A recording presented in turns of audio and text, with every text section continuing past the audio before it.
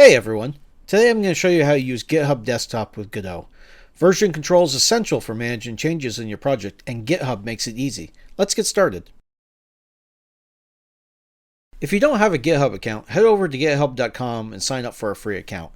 Once you've created your free account, you're ready to start managing your Godot projects with GitHub Desktop. You can also use a command line version, but I find the desktop version to be much easier to use. Next, let's create a new Godot project. Open Godot, click Create, set up your project. At the bottom here, you want to make sure that version control metadata is set for Git. Then click Create and Edit. Now open GitHub Desktop and add your Godot project as a local repository. Click New Repository, select the folder where your Godot project is saved. In the local path, you want to cut the folder name here out and paste it into the name field. If you don't do this, you'll be creating a repository within your existing directory. You want to verify here that the directory is correct. Next, in the Git Ignore dropdown, you'll want to select Godot. This will keep GitHub from pushing temporary files to the web. Finally, click on Create Repository. GitHub Desktop will start locally tracking changes in that folder. Click on Publish Repository to upload to your GitHub account. Be sure to check Keep this code private if you don't want others to see it.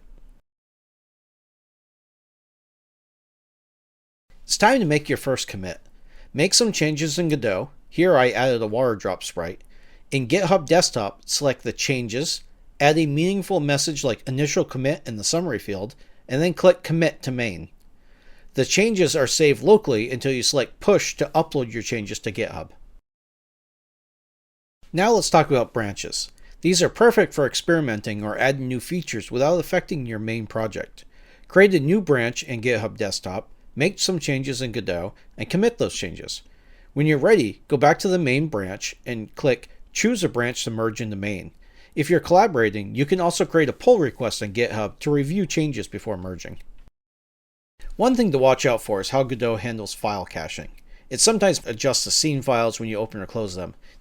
The other big thing is when switching between branches, new files that are in one branch and not another will throw up an error. These can be ignored. The other common issue is that you'll see files have been modified on disk message. Click the Discard Local Changes and Reload to make sure Godot is using the files from the commit and not cross-contaminating between builds. And that's it. With GitHub Desktop and Godot, you can manage your project, track changes, and collaborate easily. If this has helped you, hit subscribe for more game dev tips and tutorials. Thanks for watching. We'll see you next time.